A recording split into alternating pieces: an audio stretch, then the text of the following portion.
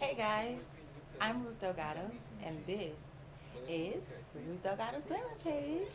Welcome to my channel if you haven't seen me before, and if you have seen me before, welcome back. And that's my cat Sweetie saying hi. Um, I decided I'm going to do something a little different today because I've been practicing on some different things that I've been wanting to do, and writing is one of my um, most important qualities that I recognize about myself that I have.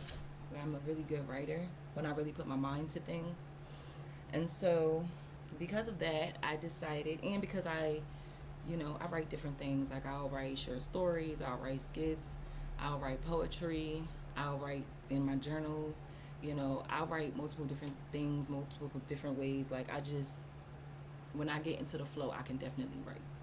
So, since I recognize this, and since I also recognize that I can, like really spruce up my life by writing more, I decided to purchase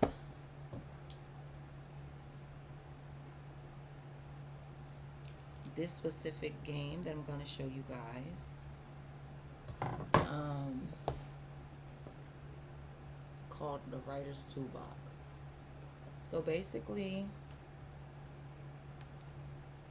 what this game is supposed to help me to do is, like, I experience, even though I know how to write and I know how to write pretty well, I experience a lot of writer's block issues where I'll have something that I want to write or something that I want to say, and have an issue with really getting it out, or have an issue with really figuring out how to, like, tell the story in the best way where people can really understand what I'm talking about, but also how to tell the story in the best way where I can really gain and attain and maintain people's attention, and people will always come back for more when it comes to my writing. So that's what I have issues with, where I'll probably write a good song, or I'll probably write a good poem, or whatever, and that will just be it, just a good song or just a good poem, but it won't be like a consistency of a lot of good songs or a lot of good poems or a lot of good short stories. So because of that writer's block issue that I tend to have, where I get a little stuck sometimes when I'm really trying to explain and express myself, I decided to get this so it can help me with my creativity, because I'm a very creative person. Like, I'm artsy, I'm crafty, like, I think a lot, and I plan a lot, and excuse me, I have a lot of really, really, really, really good ideas. But sometimes those really good ideas get a little jumbled, disorganized in my head, because, life happens and circumstances occur and issues occur. And when that happens, it's hard for you to, like, really figure out, well, how do I maneuver now? Like, how do I still keep my thoughts flowing correctly and I'm going through something? How do I keep my, ideas great when I feel like my life's not so great right now? You know what I'm saying? So, being as though I keep having those issues and complications correlating with my life, I have come to recognize and understand that, like, it's hard to keep these things up sometimes. So sometimes you might need something to assist you, to help you, to work with you, to get you to really, like, unfold a lot better, to let loose a lot more, and to think outside of the box. And that's, so far as I've read in this book here of instructions that came with the game, that's part of what the plan of the man that created the game he said his plan is to help you to create a notion where you can think outside of the box. And in my head, the box is life.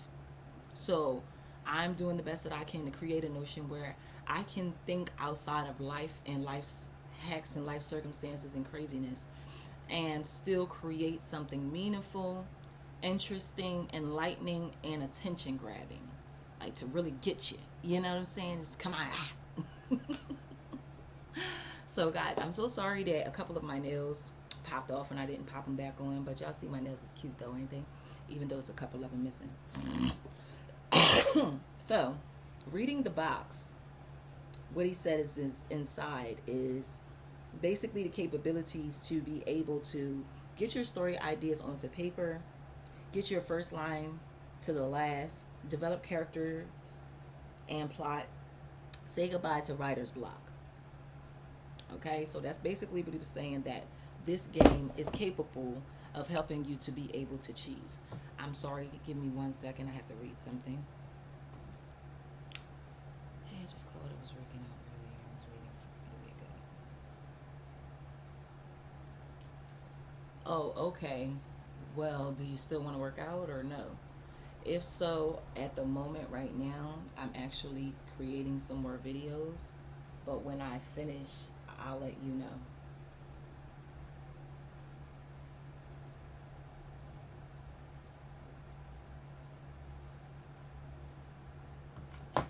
Sorry guys. But anywho, so I decided to come to you guys today and bring this writer's toolbox to you guys while I figure out how to play it, and kind of just like have this experience with y'all, because y'all know I don't barely have no friends. I got a boyfriend, but he get on my nerves too much. So, you know, like, I don't know if y'all understand what I'm saying, but when you're in a relationship with somebody and they constantly getting on your nerves, you don't even want to do stuff with them no more. Like, for real, for real. Like, I was thinking about doing this with him, but he irritates me too much. So, I'm going to do it by myself. So, I've already started reading. Like, this is a whole booklet. Like, it's a whole book he put in here with it. But, anywho, I done already started reading it. I read the first part, which is, I guess, the intro or whatever. Or they says the power of narrative. That was the first part. So, this is the second part. Where he's teaching you how to play the game, okay? So this is going to be my book that I write everything down in, that he's saying to do. And this, I do believe this is a timer. So turn that over. And basically it says pick up the first sentence stick and use it as a starting point for your writing. So I believe, if I'm not mistaken, that these are the sentence sticks. I have a lot of them. So let me show you guys. These are the sentence sticks. And so are these. And these. So they're all sentence sticks, okay? So I'm going to just randomly pick one. And this one says, there were 17 cats living in Larry's basement. Larry got a problem. But anyway. It said pick up the first sentence stick and use it as a starting point for your writing. Okay, so basically he's saying that that's going to be my starting point for my writing. There's 17 cats living in Larry's basement, and I already added something to it. It says something wrong with Larry. But anywho, start at the beginning. It's true. Many writers and creative thinkers struggle with just starting. That is very true. I have issues with that sometimes. Like, actually, that's why I'm so proud of myself to this day right now. Because in my life, I have learned and I have recognized that a lot of times my biggest problem was just starting. Because once I got to the point of starting, I flowed with it. Now, sometimes I might get caught up in the flow or end up stopping in the middle of my flow sometimes. But a lot of times, in a lot of different scenarios, I literally really recognized that one of my major first issues was just starting. So this is definitely correct. Anywho, we look at the blank page or the blank screen and simply don't know how to begin. That is true. Perhaps we're wrapped up in our own thoughts, or our mind is going a million miles an hour, which mine does a lot. My mind like a train. Or we're thinking about how we should put out the garbage, empty the dishwasher, call Aunt Mary, isn't today her birthday, or bring the baby gifts to the post office. Excuse me, y'all. It's hard to find a place that's safe for the imagination to roam free. That's true too. We need a catalyst, some direction, even a chiding voice that says, here, start here. The first sentence provides that much needed catalyst. Okay. Close your eyes and pick up a stick. You may like the sentence. You may hate the sentence. You may feel a little emotion towards the sentence. And I did. I felt a little emotion towards it, and I said, he got a little problem. Okay. The point is, it's your sentence. You chose it. Or maybe it chose you. Whatever, it's a start. Now, begin writing from this sentence and continue for 3 to 6 minutes. 3 to 6 minutes? Lord, that's long. I gotta time myself? Lord, hold up. Okay. Let me mark right here. 3 to 6 minutes. Okay. All right, y'all. Y'all watching me do this. I don't know how crazy this look, but we finna see. Okay. Now, this is the let me just put my water on there. This is the stick that I chose. I read it to you guys already. I'm gonna read it again. It says, there were 17 cats living in Larry's basement. Okay. So I'm going to use that as the first sentence, and then the second sentence is going to be exactly what I told y'all when I first read it. So, there are 17 cats in Larry's basement.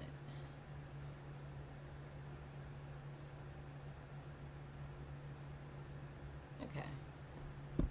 That's the first sentence. Now, first, it says 5 to 6 minutes. So, I'm gonna do like a timer type thing on my phone. Okay. So let me put the timer on. 5 minutes.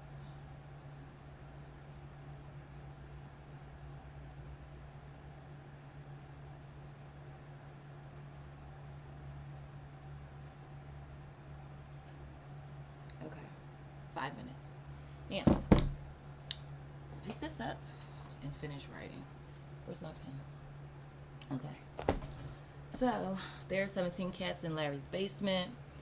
To be honest, I think Larry has a problem.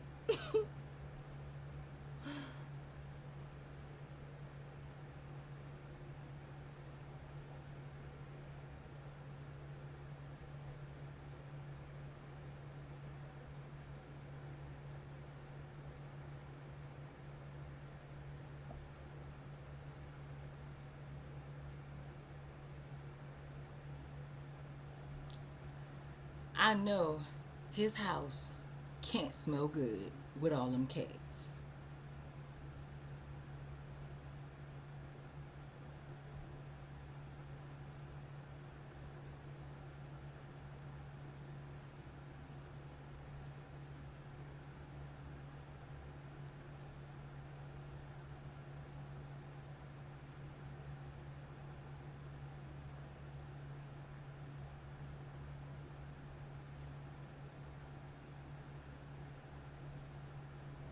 I can imagine it right now. Walking into Larry's front door and feeling like I got punched in the face by the odor of cat pee.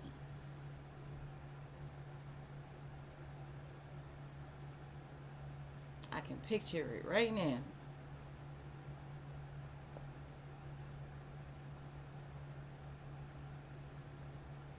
Me walking into Larry's house.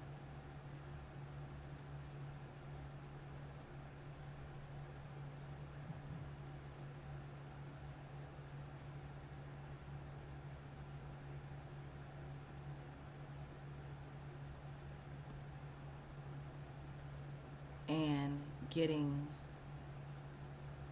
slapped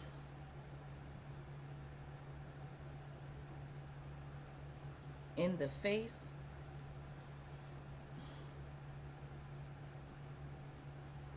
with strong cat pee odor.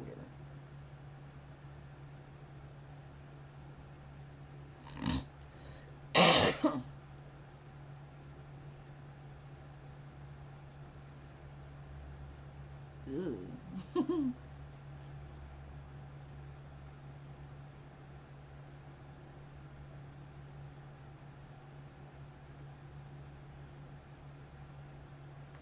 Okay. Yeah. Continue to write. So let me read what I have already. There are 17 cats in Larry's basement. To be honest, I think Larry has a problem. I know his house can't smell good with all those cats. I can picture right now me walking into Larry's house and getting slapped in the face with a strong cat pee odor. Ew. Okay, so that's what I have so far. What else?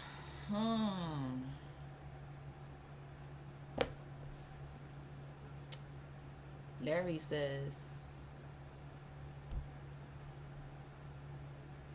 he has a hard time making friends, so the cats are his friends.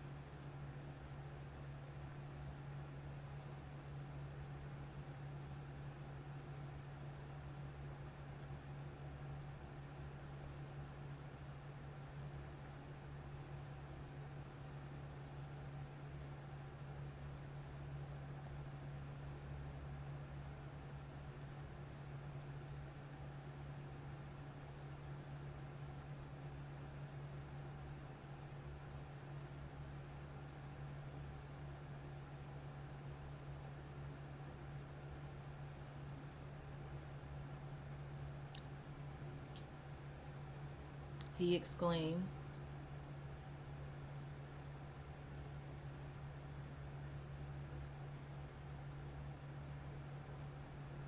they show me love without me asking.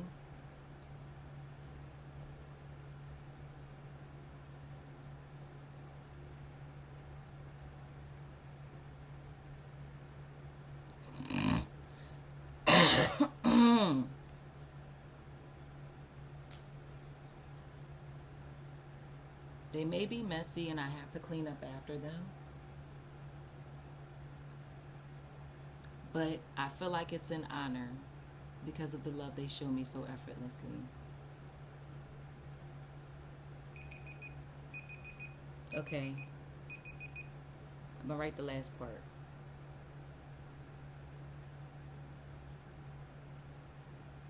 It may be a little unnerving,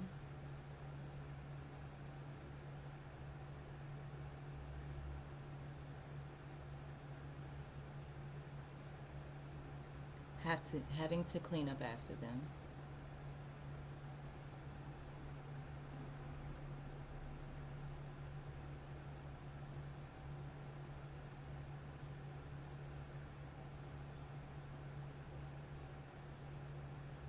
But I see it as an honor.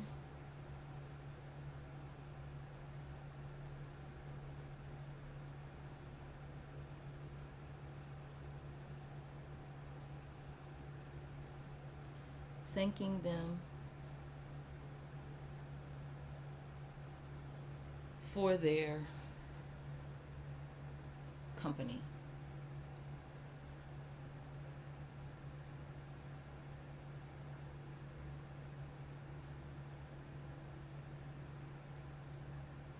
All right, guys. So that's the first step.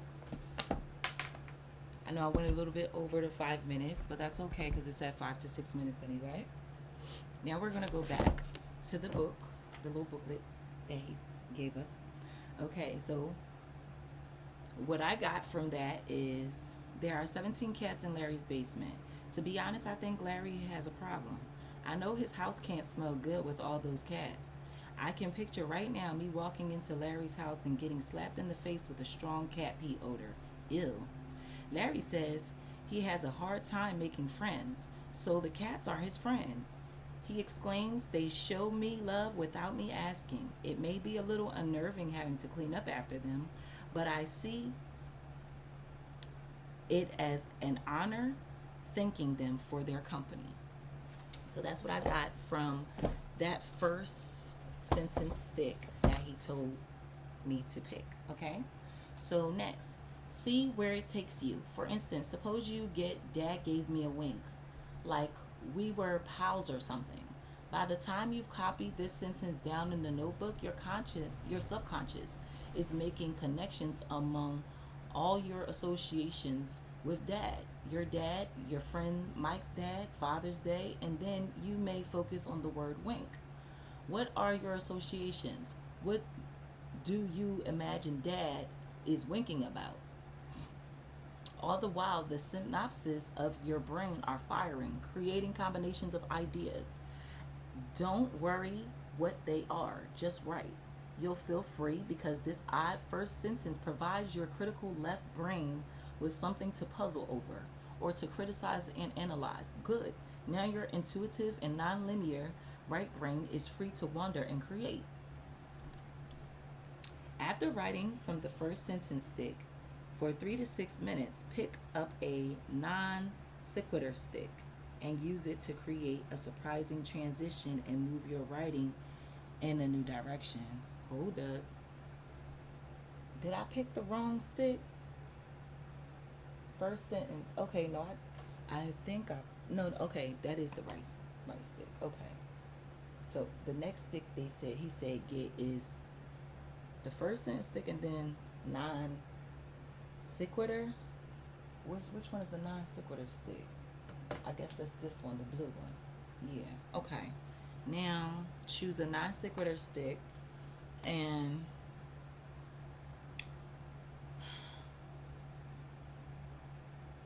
hold on. Let me get back. After writing from the first sentence stick for 3 to 6 minutes, pick a non sequitur stick and use it to create a surprising transition and move your writing in a new direction. The non sequitur stick is just the ticket to get story, poem, script, idea moving through time and space. It's especially helpful for continuing something you have put away for a while and need to restart. It's a natural complement when used in a combination with the first sentence.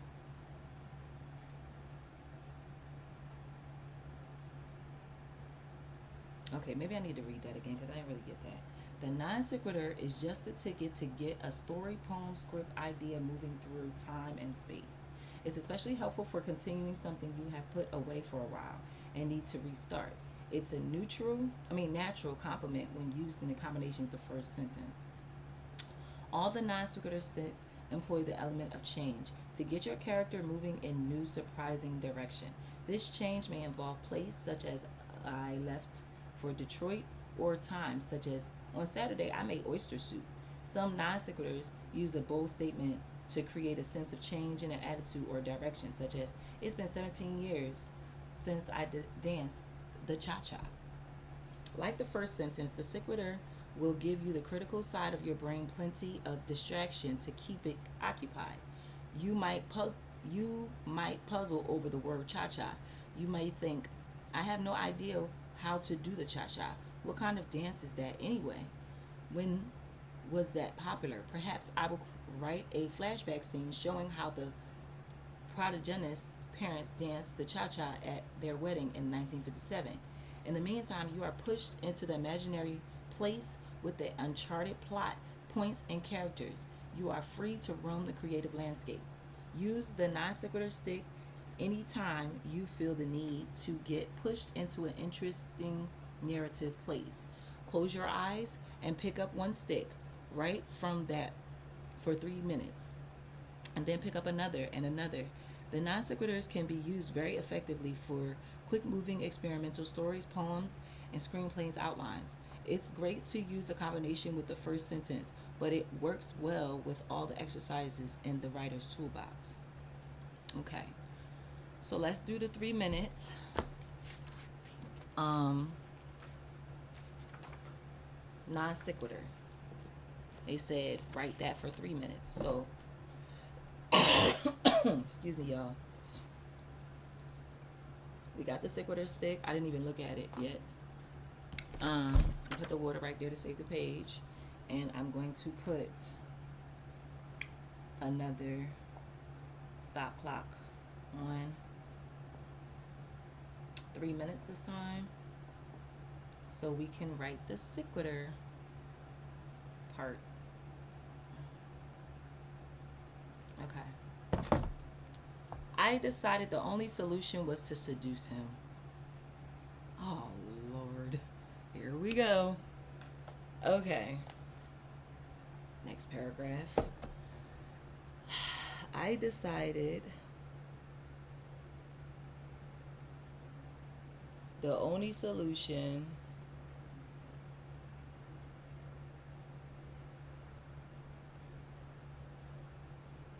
was to seduce him.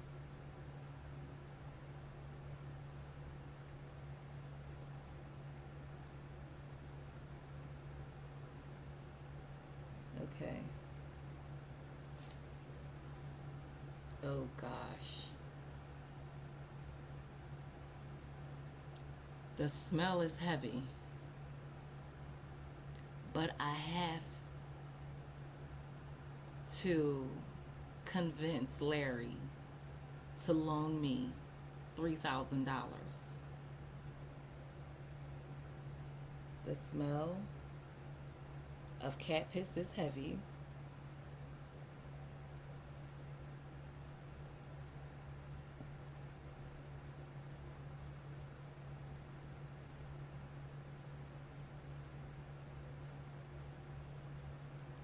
So, I've got to figure out a way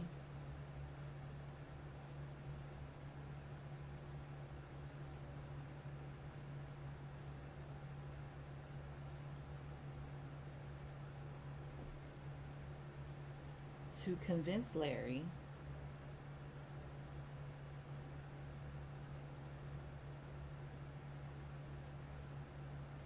to loan me $3,000.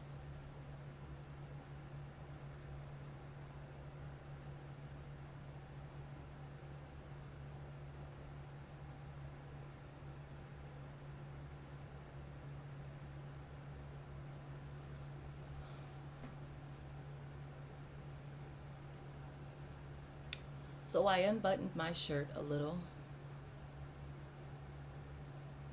Unbuttoned.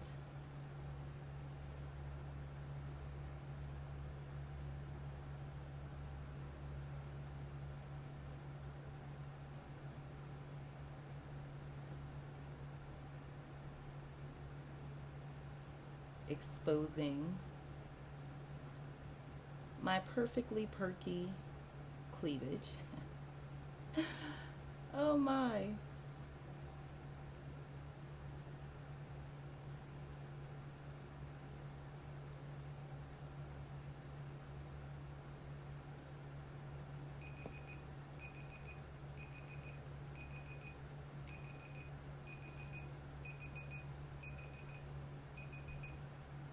Okay.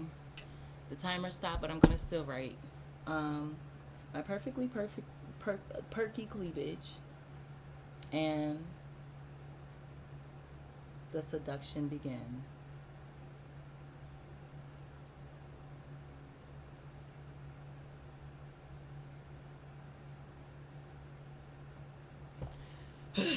Alright, so that paragraph was a lot shorter, but it said, I decided the only solution was to seduce him. Oh gosh, the smell of the cat piss is heavy, so I've got to figure out a way to convince Larry to loan me $3,000. So I unbuttoned my shirt a little, exposing my perfectly perky cleavage, and the seduction began. Yeah, I don't know what the heck I'm doing, but anyway, let's carry on. So we've done the first sentence structure first, and now we've done the non sequitur section. Oof, I'm hot. Next, the last straw. Choose a last straw stick to create a dramatic arc. Okay. Which one is the last straw? Last straw.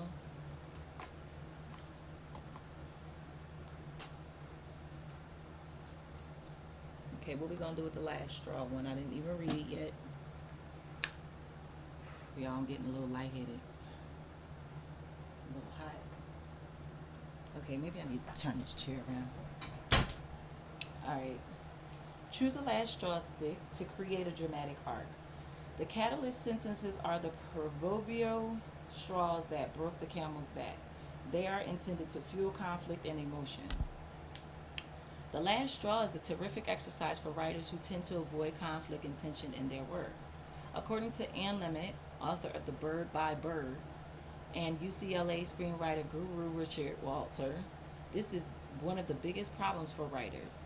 In our own lives, we try to avoid conflict and argument. We long for peace and tranquility. But for the strong stories, poems, and scripts, including conflict and confrontation and disagreement is an absolute necessity. The last straw helps writers think of unexpected sources of drama. If you close your eyes and pick out a last straw stick, you'll see that many of the starting points for conflict are quite ordinary, down to earth, even trivial. This is because most fights start over simple things, incidents and events that you relate to and write from. For instance, say you picked out the way he writes with both his left and right hands. You may ask yourself, who is this man who can write with both hands? Where is he when he writes? Is he writing a check, a goodbye letter? Who is he writing to? Your protagonist, Sherry? How does Sherry feel about him and his ambidextrosity now that their relationship is ending?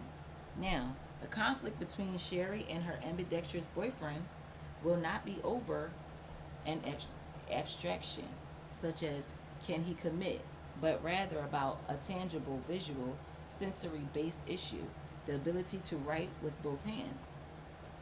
To use the last straw, close your eyes, pick out a stick, and then begin writing from whatever you get.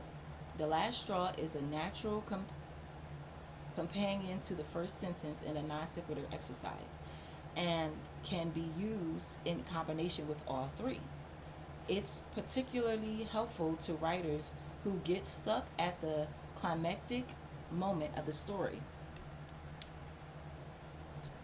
which on average occurs around the 3/4 mark, because it provides a much needed push over the dramatic arc and ultimately leads to resolution. The Sixth Sense cards. Okay, so before the Sixth Sense cards, I guess I don't have to time the last straw. I guess I don't have to time it like I timed the first two because he didn't put a time limit on it. So before I go to the Sixth Sense cards, which I do believe are these, I'm going to write the last straw.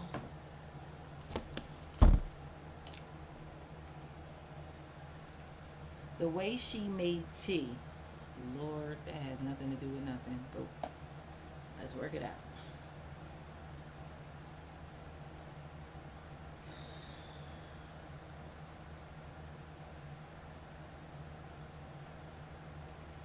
The way she made tea.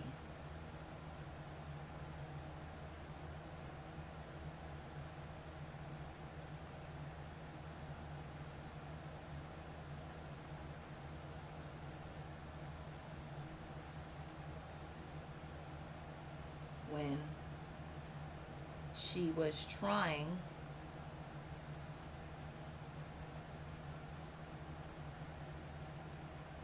to not focus on the horrible smell of Larry's house from his 17 cats. Distract herself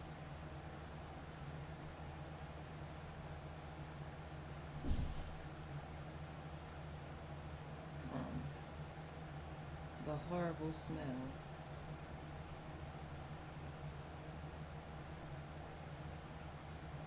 stench of Larry's house from his 13 cats. I mean 17.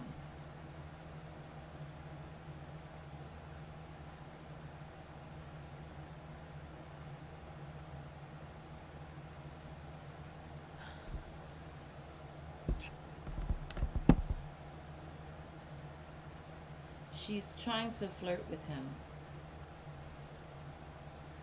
No, she's trying to seduce him.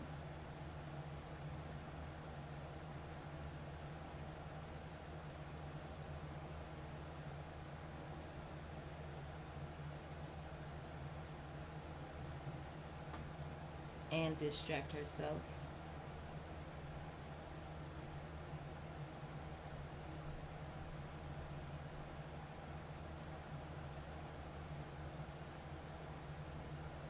So she made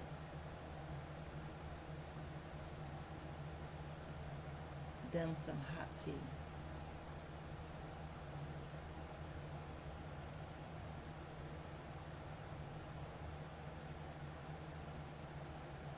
It was green tea.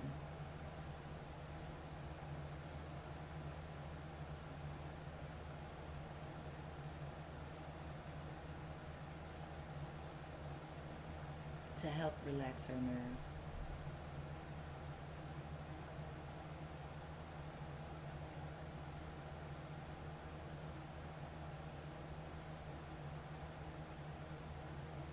Because her anxiety is on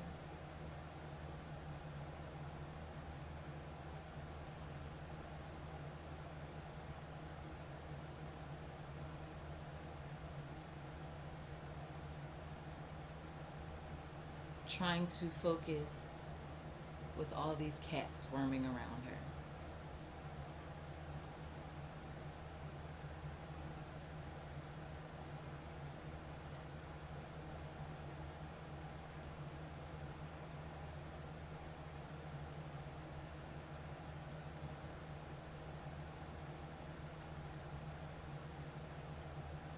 Meowing around her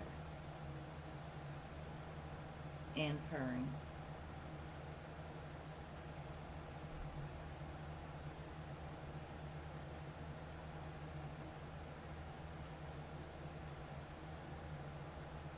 Okay, so the last straw that I wrote is the way she made tea when she was trying to distract herself from the horrible stench of Larry's house from his 17 cats.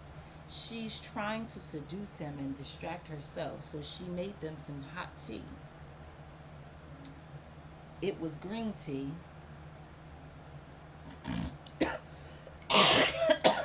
to help her relax her nerves because her anxiety is on 100 trying to focus with all of these cats meowing and purring around her. All right. So let's see what he says for the next part. The next section. Okay. The Sixth Sense cards. To use the Sixth Sense cards, shuffle the deck thoroughly, then pick out 3 random cards and place them in front of your face down. Now turn the first card over and write for 3 minutes. Okay. So I'm not a big shuffler. I'm not a big card person at all, to be honest. So y'all don't judge me and my shuffling skills. I'm just see, this is horrible. I know it is. But anywho, don't judge my shuffling skills. I'm not a card player. I don't know nothing about cards. So I'ma do it again. Okay? So he said shuffle them as good as I can. That's what I'm gonna do. As good as I can. And he said take 3 of them out.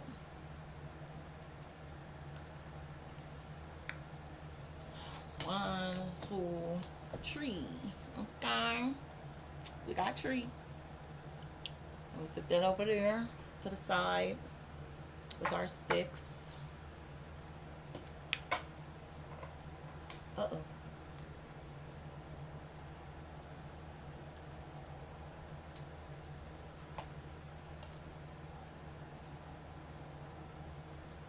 Okay, set that on to the side. And they said place the cards face down in front of you. So you guys probably can't see it, but there it is, face down. All three cards facing face down in front of me.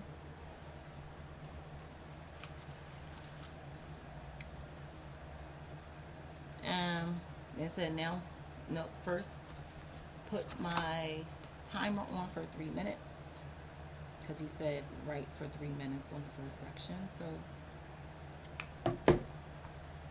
first card says November in Cincinnati. Okay, I don't know anything about Cincinnati, but we're going to do what we can. All right. November in Cincinnati. Okay.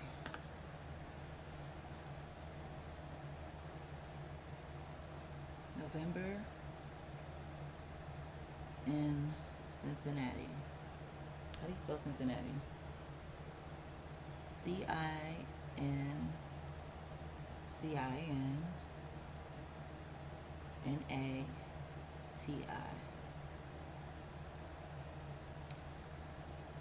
How it is, I can only imagine.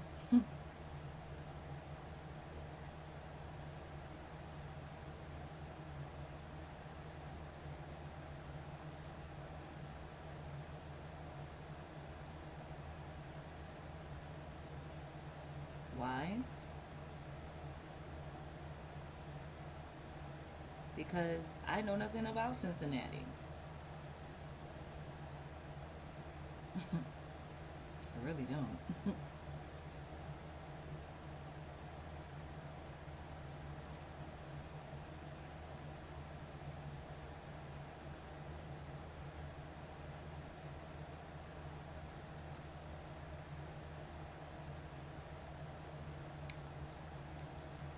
But I do know about November.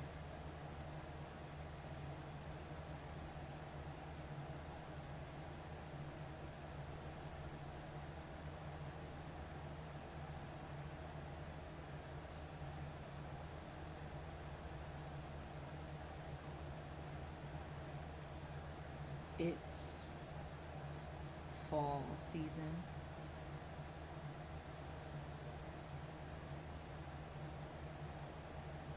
Very colorful.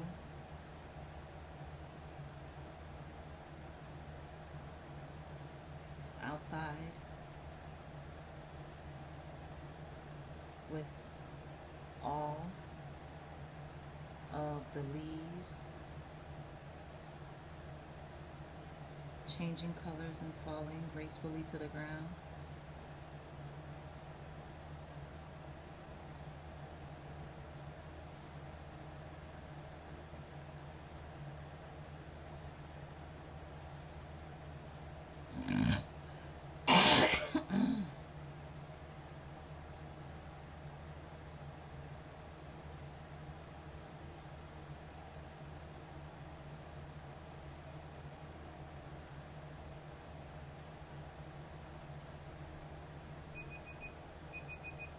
Okay, I'm gonna stop. What I got so far, and I didn't even go over the time this time. November in Cincinnati. How it is, I can only imagine. Why? Because I know nothing about Cincinnati. But I do know about November. It's fall season, very colorful outside with all the leaves changing colors and falling gracefully to the ground. Seeing all the reds,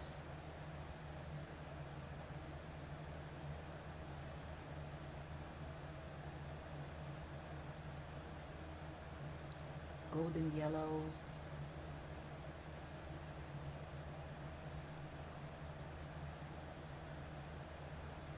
and green. Leaves falling like confetti.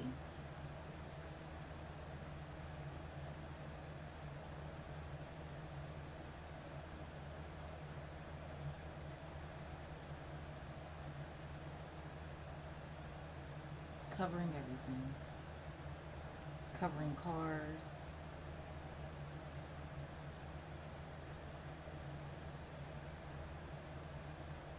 streets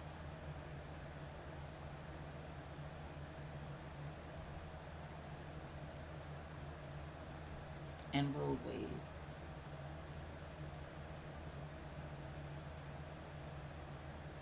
What a beautiful sight to see.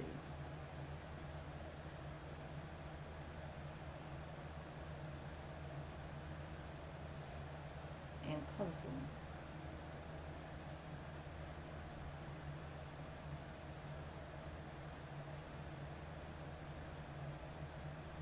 All right.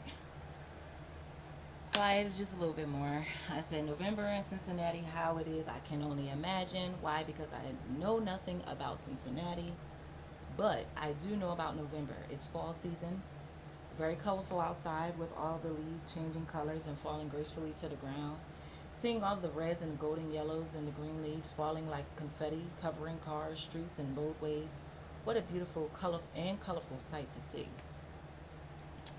All right, so I guess I gotta continually do that for all three of the cards, I suppose.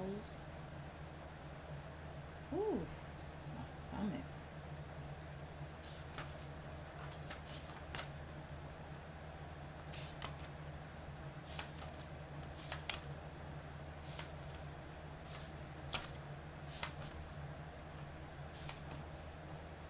Alright guys, I'm not going to read through all of this. I think I'm going to stop at page 20, which is the next page, okay? Because I'm getting a little lightheaded and I'm not too sure why. So, in Natalie Goldberg's famous first book, in writing Right Down the Bones, she devotes an entire chapter to being specific. Don't say fruit, she writes. Tell what kind of fruit. It's a pomegranate. Give things the dignity of their names.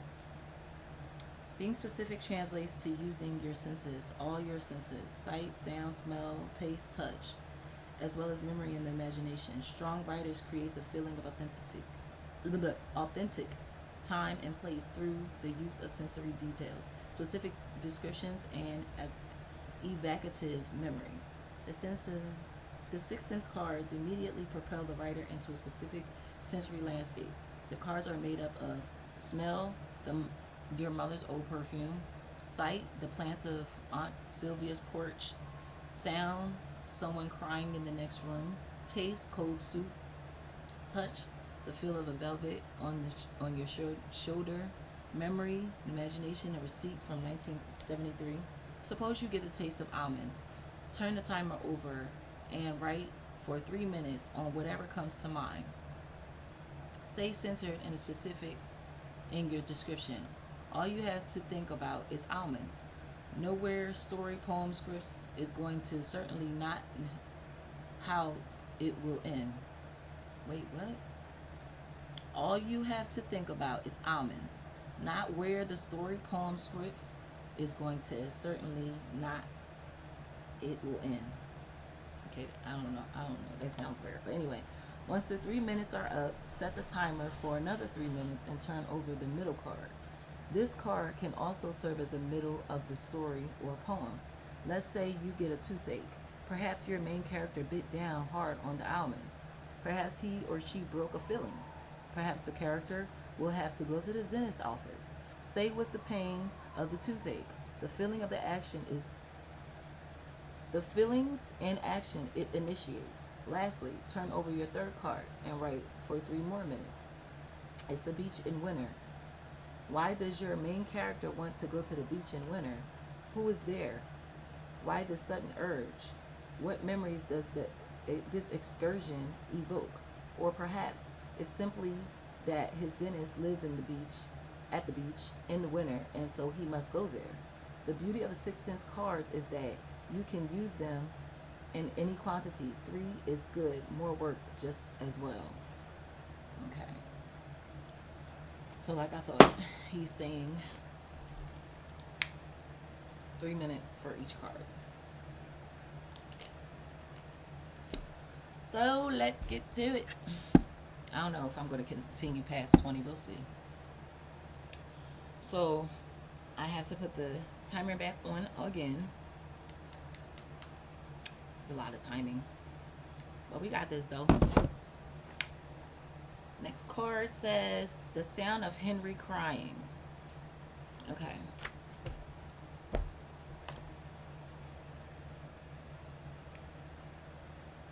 She heard a high pitched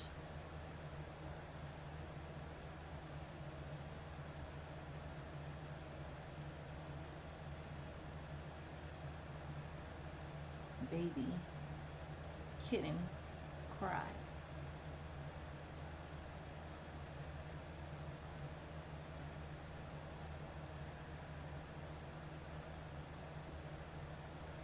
It was Henry.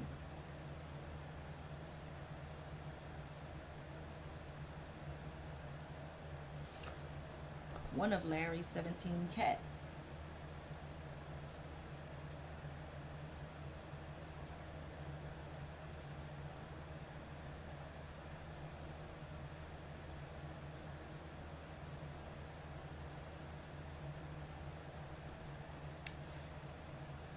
She did not know or recognize till she heard the cry.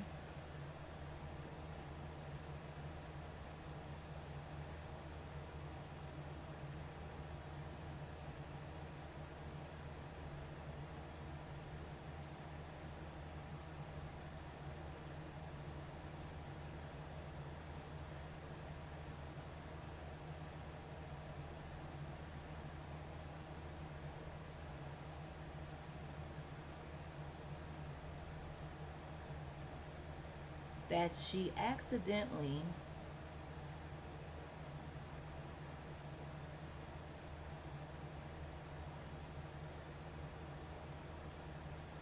stepped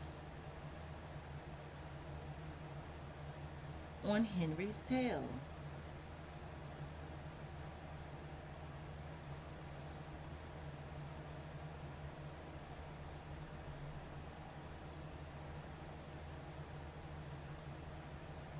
The sound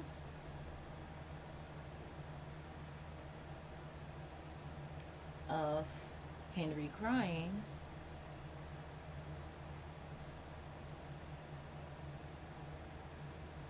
alerted her of what she did.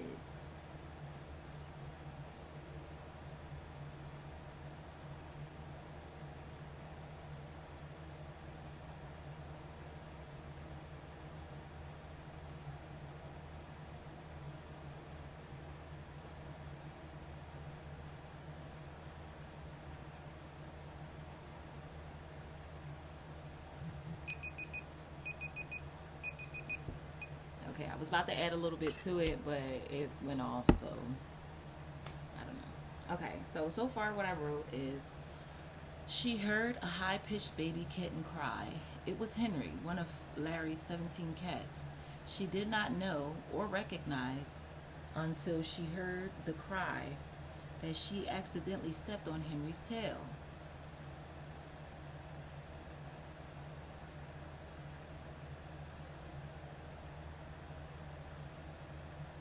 The sound of Henry's crying alerted her of what she did. Then she quickly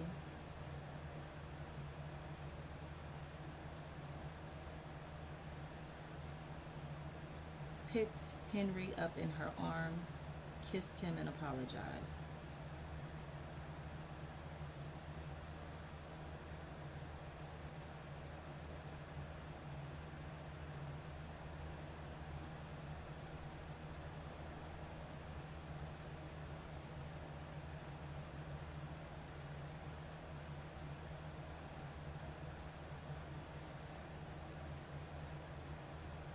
Okay, so I just added that little bit.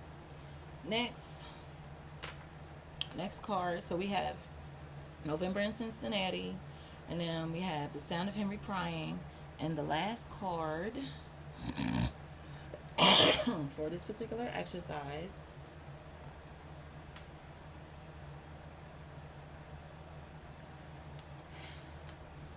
right now. Come on, play. All right. Sticky raspberry yogurt.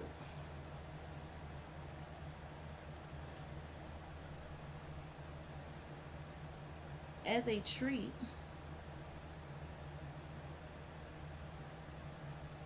to make Henry feel better,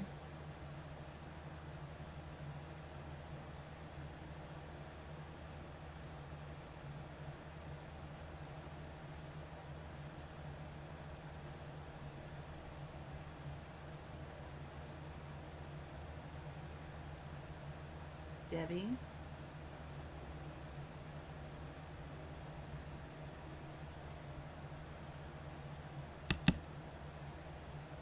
grabbed some sticky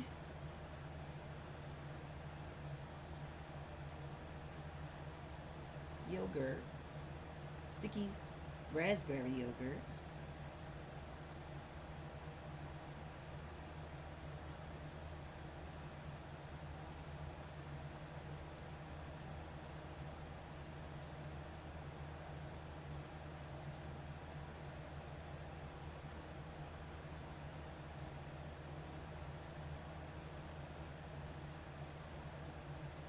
her chest,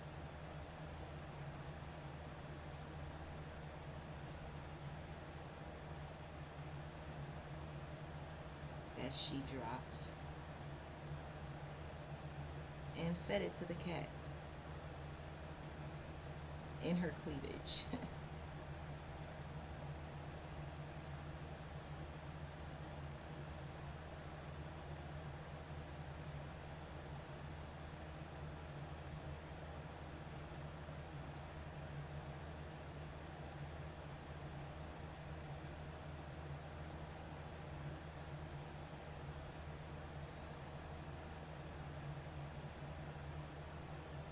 The kitten purred with excitement.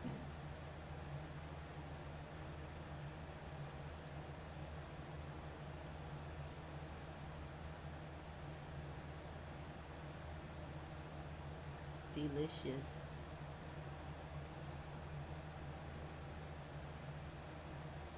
Excitement.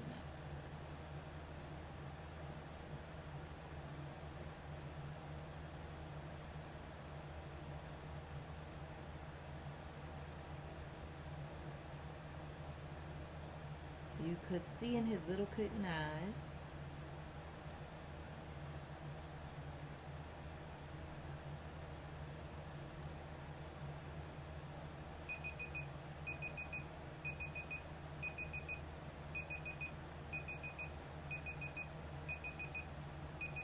that he was happy again.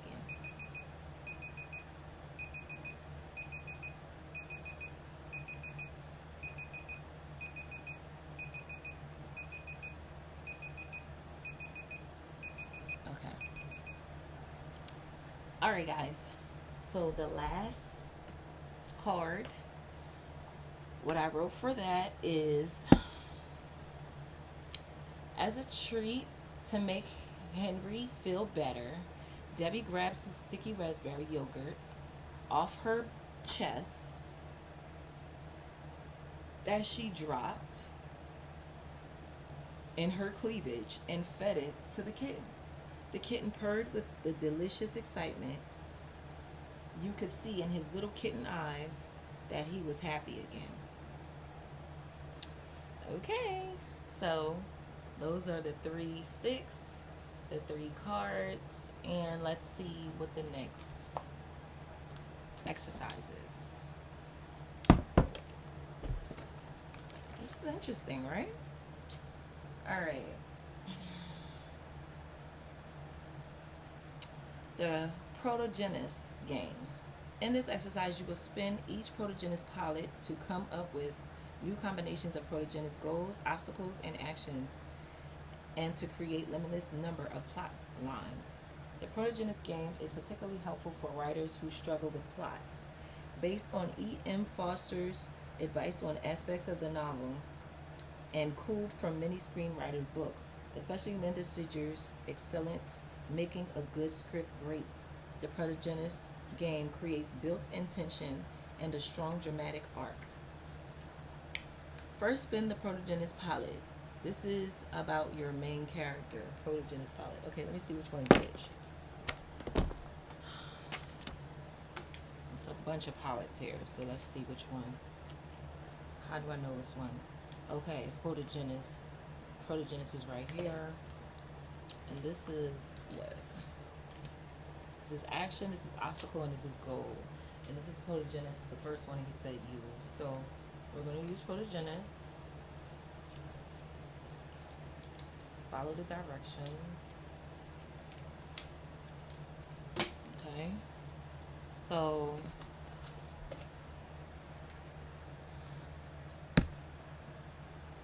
what it says do is first spin the Protogenesis palette. This is about your main character. Let's suppose you get George with the 17 cats. Oh, I just had somebody with 17 cats here. Larry had 17 cats, and now he talking about George have 17 cats. A lot of people that got 17 cats in this here. But anywho, you begin to imagine what kind of man George must be and the kind of life he leads, taking care of all those cats. As you turn to the palette to find his goal, start to think about George's habits, his looks, his likes, his dislikes, and what kind of childhood he might have had, and why he has so many cats. Let's say you get to be adored as his goal. This will add to your picture of George. What kind of man has 17 cats and wants to be adored? Do his cats adore him? Is there someone else in his life he specifically wants to adore him? Or does he just want general adoration? In the form of fame or success or notoriety. How does this connect to the 17 cats? Okay. So basically, I look at all of these different exercises that this person created when they created this game. And it kind of seems like they're just doing the same thing over and over again with just different tools. So they had the sticks first, then they had the cards second, now they have these wheels third. And I think this is the last step.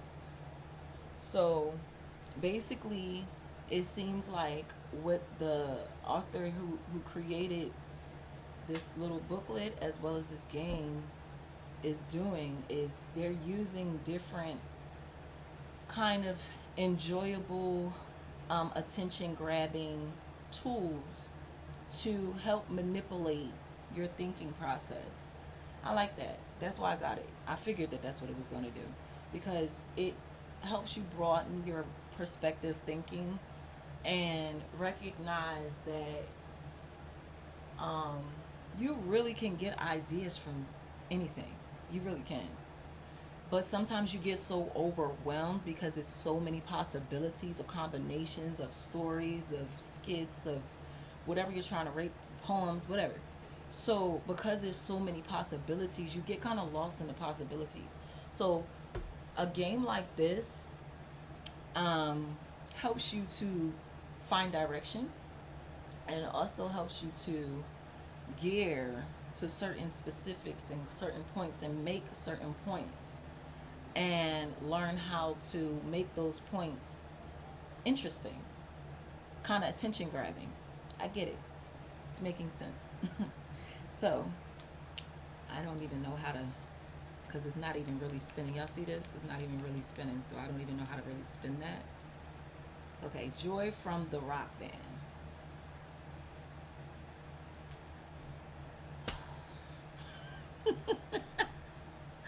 Y'all, I can't say I really like any of these themes that he uses as writing starters, but I can honestly say that so far so good. It has helped me to develop some type of story, even though the start seems to be kind of like, what? Huh? It's whatever though. Did he give you a time? I think 3 minutes. Okay. So we're gonna set the timer again, and now I have to write according to Joy from the Rock Band. Okay. We'll see how we can fit Joy from the Rock Band into the story with Larry with the 17 cats.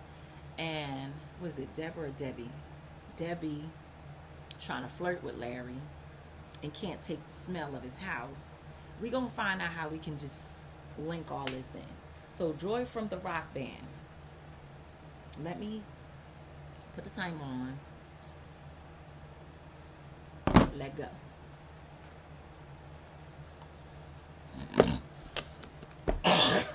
Okay. There's a faint knock at the door.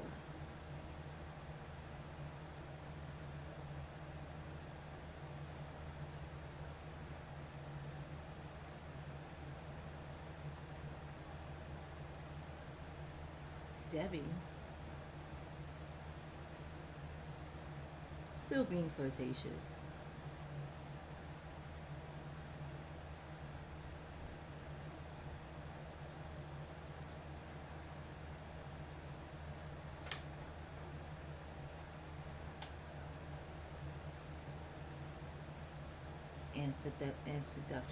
and seducing.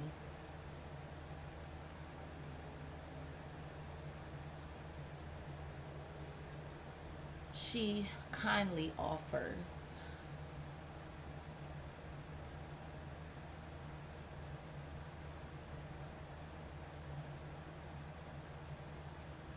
to answer Larry's door while Larry takes care of his other 16 cats.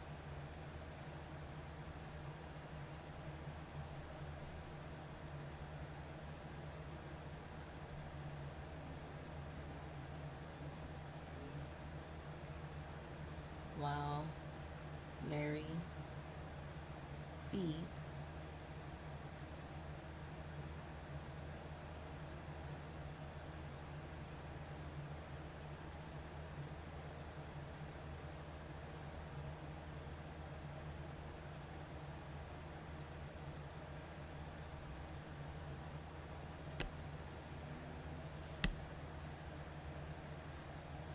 so Debbie asks in a light tone, "Who is it?"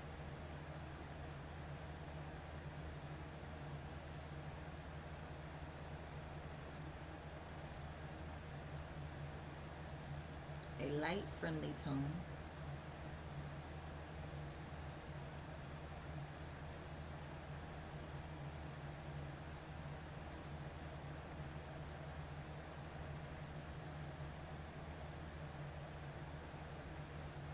And a voice responds,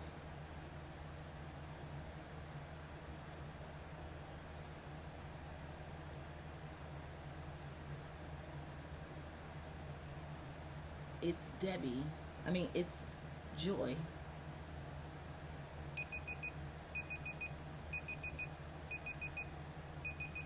From the Rock Band.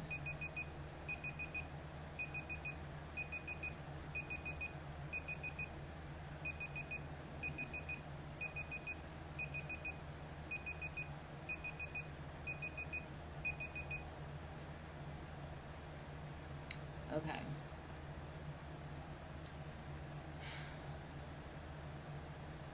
I came over to pick up Larry for band practice, she explained.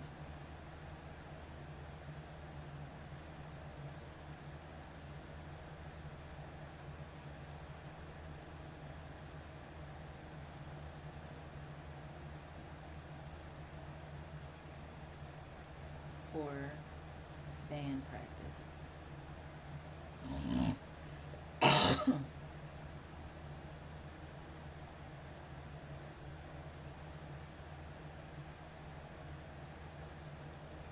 Okay. So,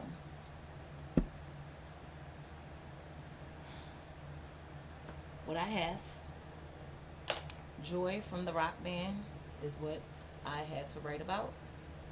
And what I wrote so far is, there's a faint knock At the door,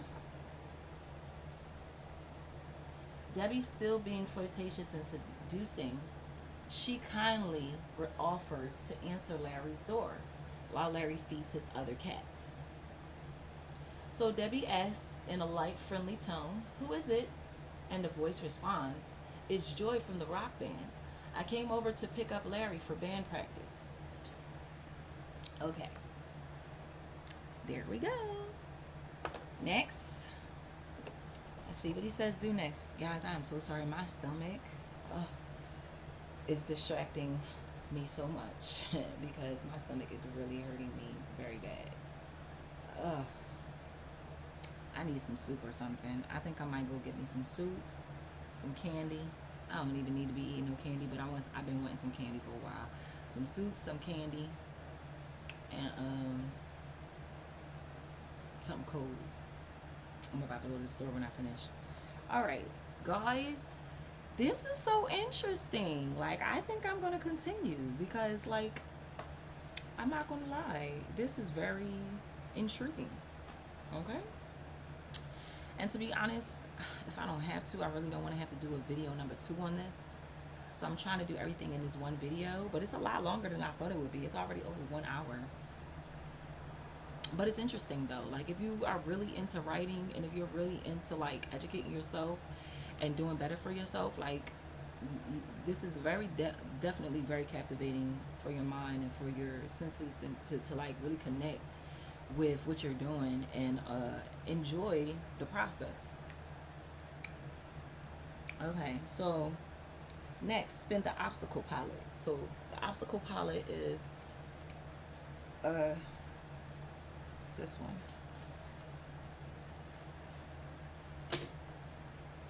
So they said next, spin the obstacle palette. This is the most important dial in the protagonist game. Without an obstacle, a problem, or a hurdle to surmount, there is no tension, no conflict, and no story. A story is not so much dependent on whether the protagonists achieve their goal as on how much they learn and change and grow through their struggles. In the immortal words of the Rolling Stones, you can't always get what you want, but if you try, sometimes you just might find you get what you need. Not getting what you want yields struggle, and this is the key to discovering the character's authentic journey. And oftentimes this is not what the protagonist had in mind. It's important to your characters and story's development to immediately throw in an obstacle, blocking George's goal of being adored. Okay, so I guess I would have to throw in an obstacle of jealousy. Okay? But we didn't even spin it yet, but I'm thinking that already, okay? Because of how the story has been going so far, this is interesting. Okay, so he's saying throw in an obstacle. So we're going to spin for that obstacle. We're going to, like I said, this is like a real cheesy behind wheels. Like, to give myself an opportunity to really like get something original and like authentic. Okay. Irene the Temptress. Lord, didn't I just say jealousy? I'm figuring it out already, y'all. All right, here we go. Irene the Temptress. Woo! It's about to get juicy. Okay, let's put on the timer. Y'all excited like me? Like, I'm getting excited. I'm actually getting excited. This is crazy. Okay, 3 minutes. Irene the Temptress. Okay. Whew, there's a lot going on here. Okay. Debbie opens the door.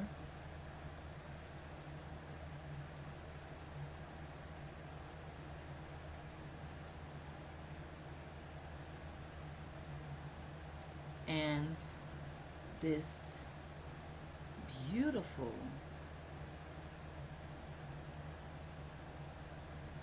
stylish and sexy woman runs in front of the door, blocking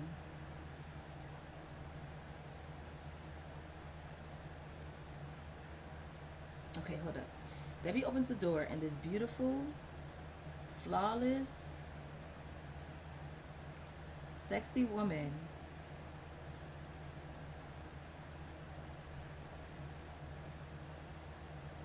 runs in front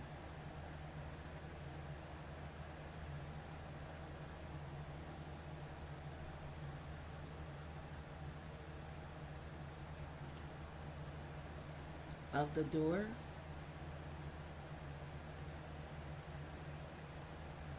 and nearly pushes Debbie. It nearly pushes Joy and Debbie out of the way.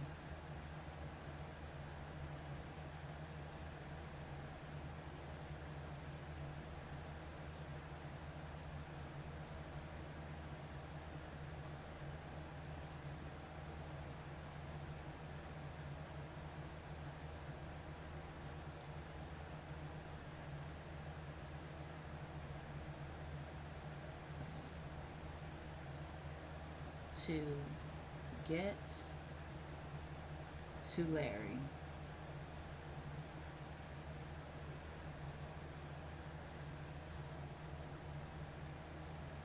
And give him a very intimate hug.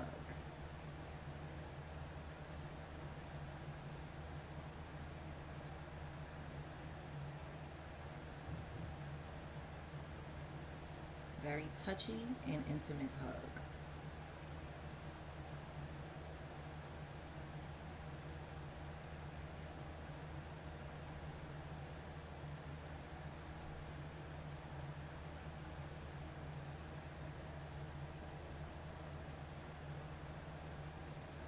Joy says,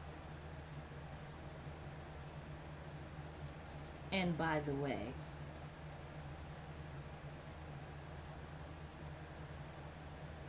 this is Irene the Temptress.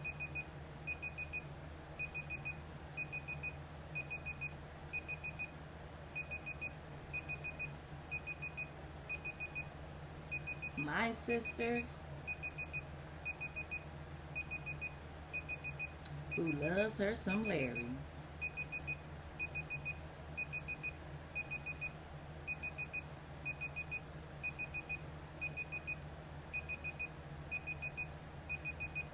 All right, y'all. Okay.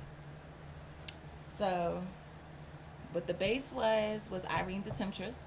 And so, what I wrote is Debbie opens the door, and this beautiful, flawlessly sexy woman runs in front of the door, nearly pushes Joy and Debbie out of the way to get to Larry, and gives him a very touchy and intimate hug.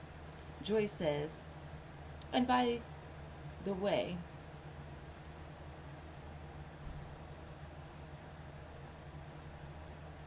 this is Irene the Temptress, my sister who loves her some Larry.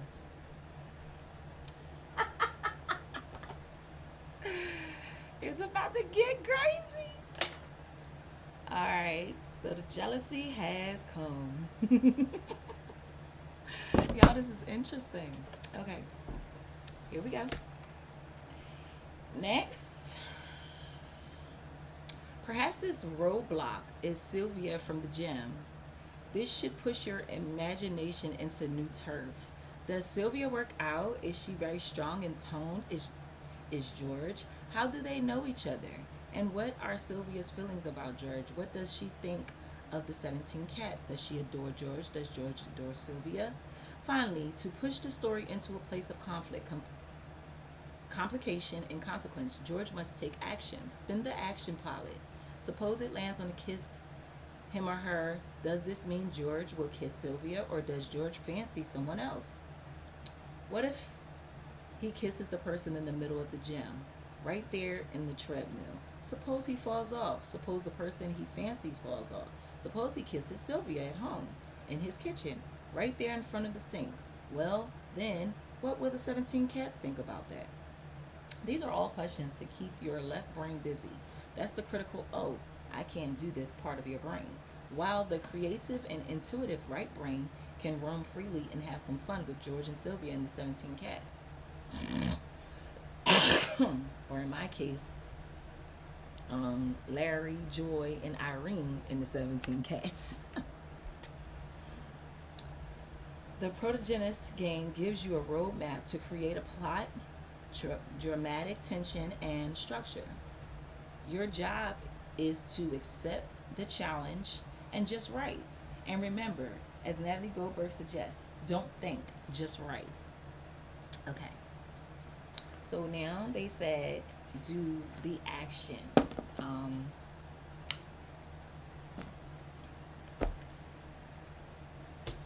Spin the action wheel. So we're gonna spin the wheel. Spindy, spindy, spindy, spindy, spindy, spindy, spindy, spindy, spindy wheel. Why don't you spin the wheel? Hey, there we go. Wears a disguise, gets married. All right, y'all. So which one should I do? It said wears a disguise, and then it switched to gets married. So I'm gonna spin it again because it's back on wears a disguise. So I guess we're gonna go with that. And it switched back to get married. All right, we gonna spin this one more time, and we ain't spinning no more. Buys a new wardrobe. Okay, we're gonna leave it there.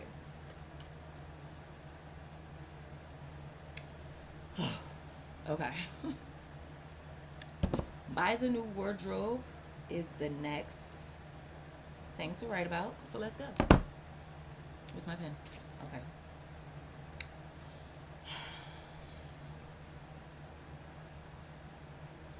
So,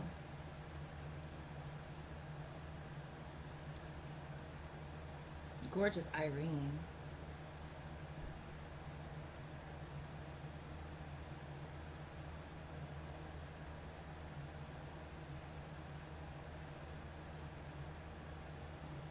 drops the huge bag that was in her hand.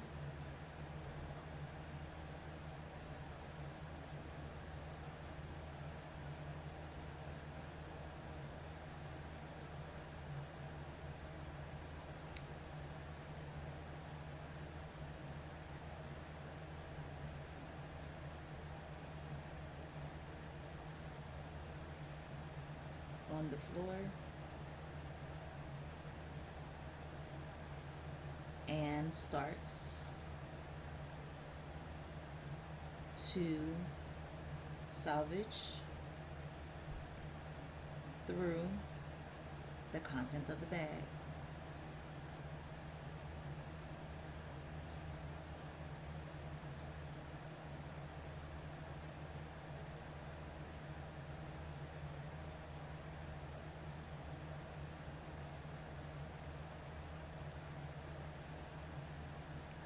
What is that? Her sister Joy says.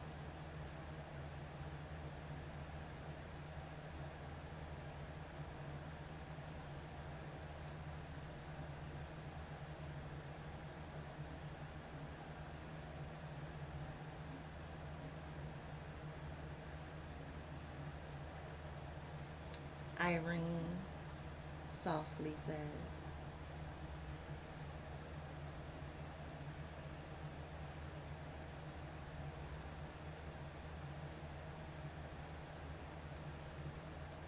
Oh, just a little something I picked up for my children, speaking of the cats.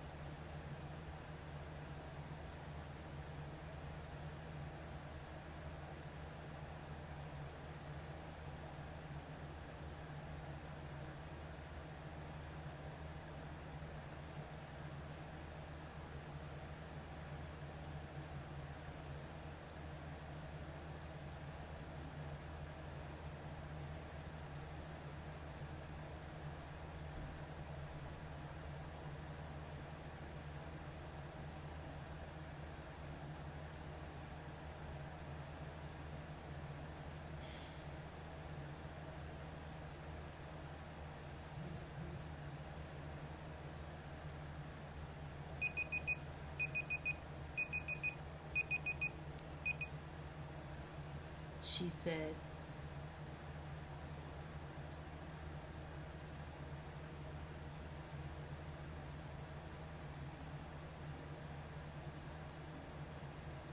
she had bought a whole new wardrobe for all 17 cats.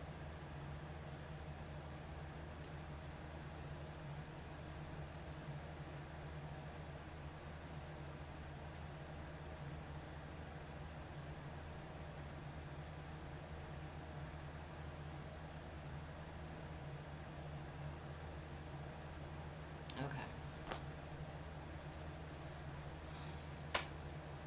Next. So, guys, this is what I wrote so far.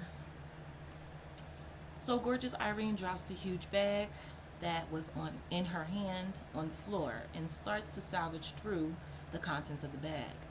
What is that? Her sister Joy says. Irene softly says, "Oh, just a little something I picked up for my children." Speaking of the cats, she had bought a whole new wardrobe for all 17 cats. Irene a little crazy too, a little crank crank. Okay, a little crank crank ring. All right now. Okay. So what they say do next is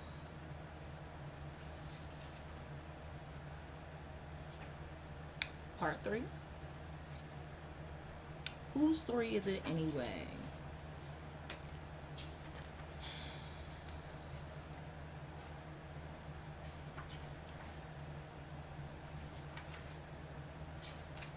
I might stop at 35 or 40. Or should I just read the whole thing? No, I'm gonna probably stop at like 40. But so far, we're gonna keep going. Part 3. Whose story is it anyway? Every story begins with a mysterious thing called voice. The voice of the story sets the tone. Establish an ambiance. It lets the reader know whether the story is comedy, a mystery, a thriller, a romance. In some ways, the voice of the story has a function similar to that of a cinematographer. Through specific details and images, promises are made between the writer and reader, expectations too. Still, as a writer, it's hard to decide what the voice or tone of a story is from standing outside the story. You must get inside the story and clear the throat, letting the voice and tone emerge organically. The only way to truly find a voice is through bravely pushing forward, writing and writing until a kind of clarity emerges. You're not determining what the voice of a story will be, but rather the story itself will lead you to the voice. First sentence and non sequitur sticks are perfect for helping you discover who owns a story rather than imposing character traits on your protagonist. Let the sentence you chose randomly help guide you into a new unexpected decision. Imagine you happen to pick up a stick that begins, "I love penguins. Really, I can't help myself." Suddenly, you are set free. This is not about you. The real you doesn't have any feelings one way or another about penguins, but now you are disconnecting from what is safe and familiar. Penguins. You are now a character who loves them. Why? What's so amazing about penguins? You ask yourself. But the key to this exercise, or to any exercise, is not to think too long about it. Just write. Or if you're playing an improvisation game, get up and become the character who loves penguins. Get specific. What do you love about penguins? Their cute faces, their beaks, their waddle when they walk. Did you have an uncle who waddled when he walked? Is this your association with penguins? Did he ever take you to the zoo? Was this the first time you saw a penguin? You see, after writing for a while, your own life and memories begin to weave themselves gently into the narrative. But here's the deal. If you simply sit down and say, "Today I'm going to write about that time my uncle took me to the zoo and then out for ice cream," you'll get self-conscious, maybe even nervous. You have all that wonderful history, that great story, but you're afraid you might mess it up. But for now, forget about your uncle and ice cream and the zoo Instead, begin with something completely imaginary. Penguins. If you begin with penguins, you are free. You imagine this has nothing to do with the day your uncle took you out for ice cream, and yet perhaps surprising yourself, you find it has everything to do with that day. But by starting with a completely foreign idea, you have created something new and fresh and surprising, even to yourself. This is how an original, completely invented voice is created in a narrative. It comes from combining the real with the imagined. It evolves out of the actual writing rather than imposing a voice onto a narrative, letting the voice come to you organically and naturally. Okay. Finding story. Okay. Before I do this finding story, I'm trying to find out, is he ever going to actually do the goals, John? Because I don't see it yet.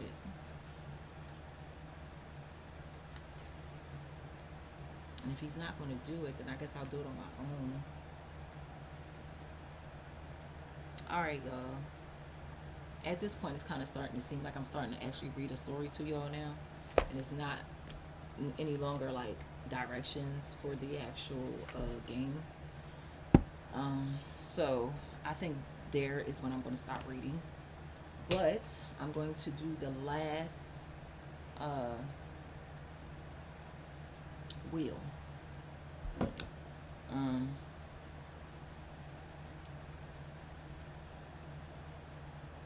All right. To be the great seducer. Okay. That's going to be what the last sentence is going to be. I mean, the last paragraph is going to be about. And then I'm going to read the entire story to you guys, and I'm going to bow out. You guys, let me know in this specific video if you enjoyed this video, if this was like something that you really would like to see more of. If so, put a comment in the comment section and let me know.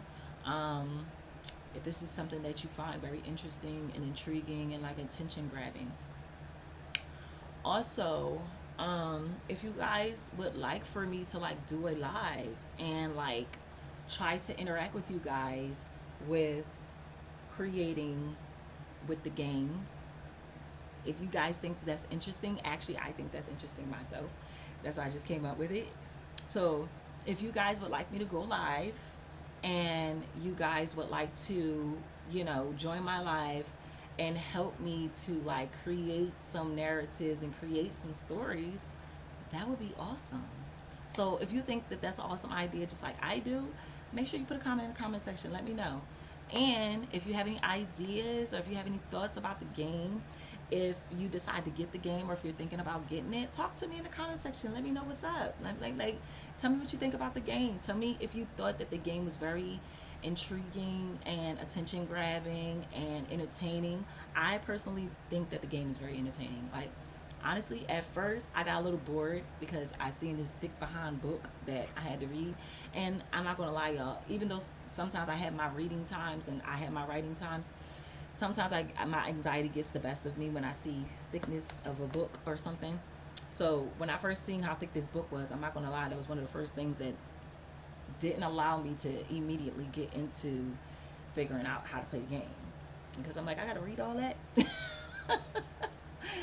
But once I got into it, especially by the time we got to the wheels, I was like, oh, this is kind of cool. So if you believe that it's kind of cool, it's kind of interesting, it's attention grabbing, it's really decent, you're going to get the game yourself, or you would like to participate in me going live with this game and allowing you guys to be a part of me playing the game, that would be awesome. If so, let me know in the comment section that, yeah, you would join, you would be willing to play the game with me and to work on your writing skills as well. Okay? If that's the case, let me know. Talk to me in the comment section. All right, y'all. This is interesting. But anywho, I'm going to write the last part, which is the goal, which is to be the great seducer. Okay? So so far, we have two seducers in this story. We have Irene is a seducer, and we also have Debbie as a seducer. Debbie is like the original person in the story, close to Larry, and Larry is the seducee. He's the one being seduced. Okay, so we have two seducers. So it says to be the great seducer. Okay, so I need to find out who's the great seducer. I think Irene's the great seducer because Irene then already bought something, spent a lot of money for these cats. Okay, so to be the great seducer, I need to put my timer on.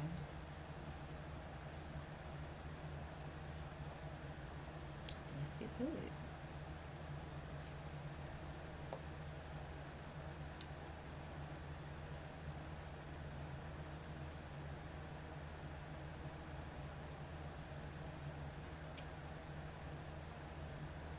Three minutes. Okay.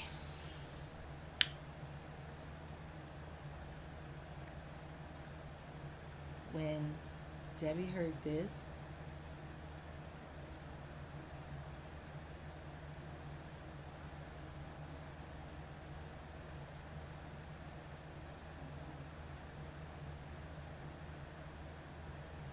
her naturally fair light skin turned very red.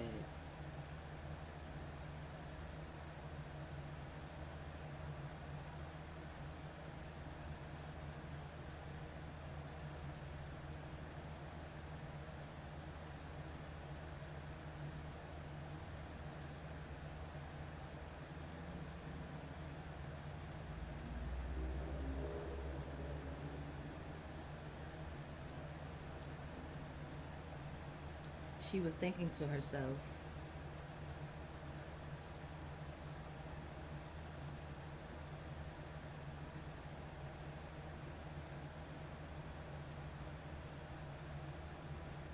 how on earth can I compete with that?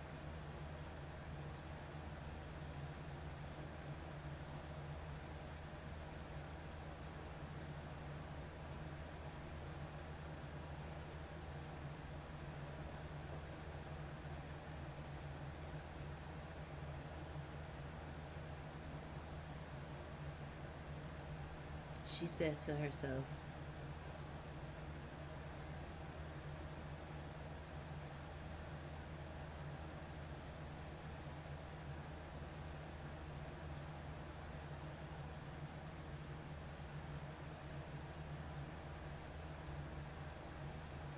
to be a great seducer, I have to be like Irene.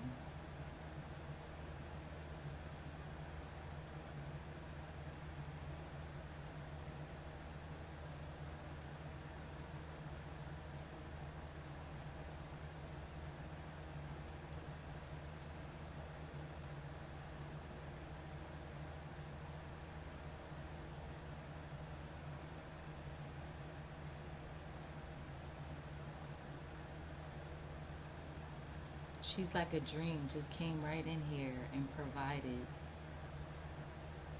something for this man that I know he loves because he loves his cats.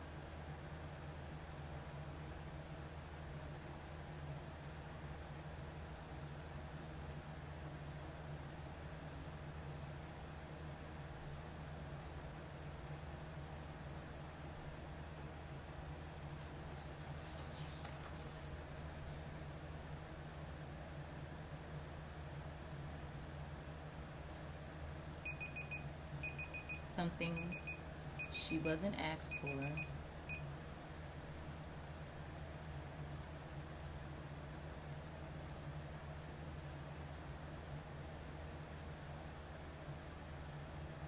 But she knows Larry will love.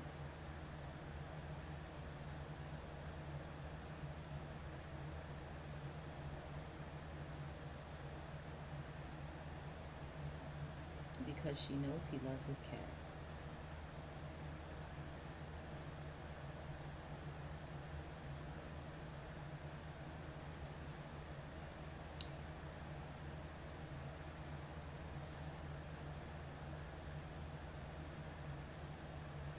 Okay. All right, guys. So that's going to be the end of this video. If you guys would like me to do another video, doing another writing, using this game as the source to create and write around, then let me know. If you guys would like me to do a video like this live so that you can like interact with me and like give me ideas and like kind of help me to formulate a story together with you guys, which I think would be very interesting, put a comment in the comment section and let me know if you think that would be interesting as well. Then I will do so. I'm going to quickly go over. Wow, look at this, y'all. Look at how much I wrote just from that. This, and this, and that. Okay, so I'm going to read to you guys what I wrote as a result of this game. There are 17 cats in Larry's basement. To be honest, I think Larry has a problem. I know his house can't smell good with all those cats. I can picture right now me walking into Larry's house and getting slapped in the face with a strong cat pee odor. Ew. Larry says he has a hard time making friends, so the cats are his friends. He exclaims, "They show me love without me asking." It may be a little unnerving having to clean up after them, but I see it as an honor, thanking them for their company. I decided the only solution was to seduce him. Oh gosh, the smell of the cat piss is heavy, so I've got to figure out a way to convince Larry to loan me $3,000. So I unbuttoned my shirt a little, exposing my perfectly perky cleavage, and the seduction began. The way she made tea when she was trying to distract herself from the horrible stench of Larry's house from his 17 cats. She's trying to seduce him and distract herself, so she made them some hot tea. It was green tea to help relax her nerves, because her anxiety is on 100, trying to focus with all these cats meowing and purring around her. November in Cincinnati. How it is, I can only imagine. Why? Because I know nothing about Cincinnati. But I do know about November. It's fall season, very colorful outside, with all the leaves changing colors and falling gracefully to the ground. Seeing all the reds and golds and yellows and greens leaves falling like confetti and covering cars and streets and highways and roadways. What a beautiful, colorful sight to see. She heard a high-pitched baby kitten cry. It was Henry, one of Larry's 17 cats. She did not know or recognize until she heard the cry that she accidentally stepped on Henry's tail. The sound of Henry's cry alerted her of what she had done. Then she quickly picked Henry up in her arms and kissed him and apologized. As a treat to make Henry feel better, Debbie grabbed some sticky raspberry yogurt off her chest that she dropped on her cleavage and fed it to the kitten. The kitten purred with delicious excitement. You could see in his little kitten eyes that he was happy again. There's a faint knock at the door. Debbie, still being flirtatious and seducing, she kindly offers to answer Larry's door while Larry's feeding his other 16 cats. So Debbie asks in a light, friendly tone, "Who is it?" And a voice responds, "It's Joy from the rock band. I came over to pick up Larry for the band practice." Debbie opens the door, and this beautiful, flawless, sexy woman runs in front of the door and nearly pushes Joy and Debbie out of the way to get to Larry and gives him a very touching and intimate hug. Joy says, "And this, by the way, this is Irene, the temptress, my sister, who loves her some Larry." So gorgeous, Irene drops this huge bag that was in her hands on the floor and starts to salvage through the content of the bag. "What is that?" her sister Joy says. Irene softly says, "Oh, just a little something I picked up for my children," speaking of the cats. She had bought a whole new wardrobe for all 17 cats. When Debbie heard this, her naturally clear, light skin turned red. She was thinking to herself, how on earth can I compete with that? She says to herself, to be a great seducer, I have to be like Irene. She came right in here and provided something she wasn't asked for, but she knows Larry will love because she knows he loves his cats.